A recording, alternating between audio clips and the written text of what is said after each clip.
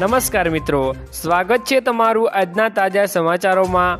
તો મિત્રો આજે આપણે આજના આ વિડીયોમાં આજના 6 મોટા સમાચાર વિશે મિત્રો આ વિડીયોમાં વાત કરશું। તો જે પણ મિત્રો આપણી આ ચેનલની અંદર નવા આવ્યા છે તે મિત્રોને ખાસ વિનંતી કરીશ કે ચેનલને સબસ્ક્રાઇબ કરી લેજો। આજની પહેલી ખબરની વાત કરીએ તો મહિલાઓને મળશે દર મહિને 1000 રૂપિયા। વડાપ્રધાન નરેન્દ્ર મોદીએ છત્તીસગઢમાં મહોતારી વંદન યોજનાનો પ્રથમ હપ્તો મહિલાઓના ખાતામાં ટ્રાન્સફર કરવામાં આવ્યો છે।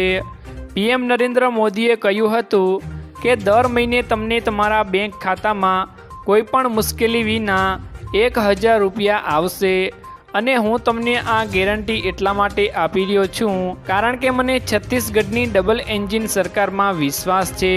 તો શું મિત્રો ગુજરાતમાં પણ મહિલાઓને આ યોજના અંતર્ગત 1000 રૂપિયા મળવા જોઈએ કે નહીં? અમને કમેન્ટ બોક્સમાં કમેન્ટ કરીને જરૂરથી જણાવજો મિત્રો। ત્યારબાદના મિત્રો મહત્વના સમાચારની વાત કરીએ તો દેવા માફીને લઈને મોટા સમાચાર સામે આવ્યા છે। ખેડૂત ભાઈઓના મિત્રો ચૂંટણી પહેલાં 2 લાખ રૂપિયા સુધીના દેવા માફ કરવામાં આવે અને ખેડૂતોને દેવાના ભારમાંથી રાહત આપવામાં આવશે તો જ ખેડૂત ભાઈઓ વોટ કરશે। આવી રીતે મિત્રો બધા ખેડૂત ભાઈઓ સાથે મળી આંદોલન કરી સરકાર સુધી આવો મેસેજ પહોંચાડવામાં આવે તો જ સરકારની મિત્રો આંખ ઉઘડશે અને સરકાર દ્વારા ખેડૂતોને રાહત આપવામાં આવશે। મિત્રો યુપીની સરકાર વર્ષમાં એકવાર ખેડૂતોને દેવાના ભારમાંથી થોડી ઘણી રાહત આપતી હોય છે, તો ગુજરાતમાં કેમ નહીં? તમે મિત્રો સહેમત હો તો કમેન્ટમાં તમારો સુઝાવ જણાવજો અને વધુમાં વધુ મિત્રો વિડીયોને શેર કરજો। ત્યારબાદના મિત્રો મહત્વના સમાચારની વાત કરીએ તો ખાદ્યતેલના ભાવમાં થયો વધારો।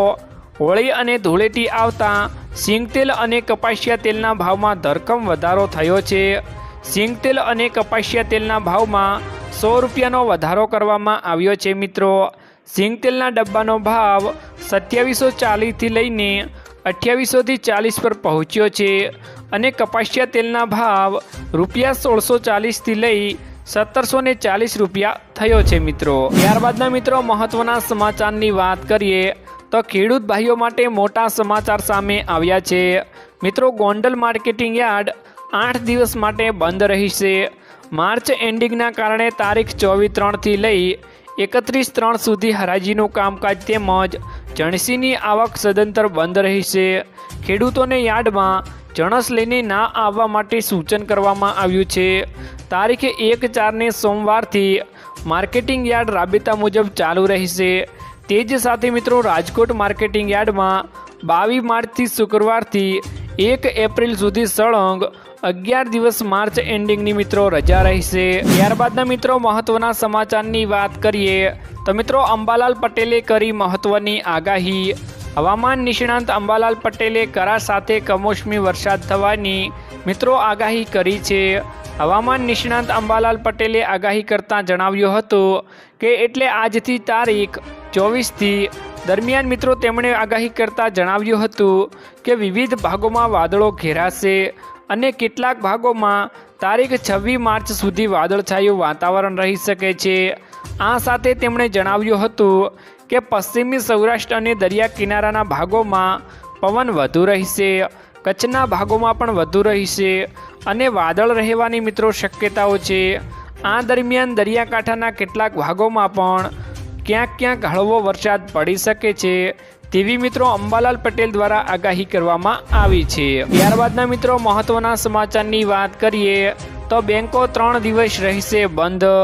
25 માર્ચ દેશભરમાં હોળીના તહેવારની ઉજવણી કરવામાં આવશે। 23 માર્ચે ચોથો શનિવાર રજા અને 24મી માર્ચે રવિવારની રજા। આવી સ્થિતિમાં મિત્રો બેંકોમાં 3 દિવસ સુધી કોઈ કામકાજ નહીં થાય। આવી સ્થિતિમાં જો તમારી પાસે બેંક સંબંધિત કોઈ પણ કામ હોય તો પહેલાંથી જ કરી લેજો મિત્રો। જોકે ઓનલાઈન બેન્કિંગ અને એટીએમ સુવિધા ચાલુ રહેશે। આ સાથે 23મીથી 25મી માર્ચ સુધી શેર બજારમાં કોઈ કારોબાર નહીં થાય મિત્રો।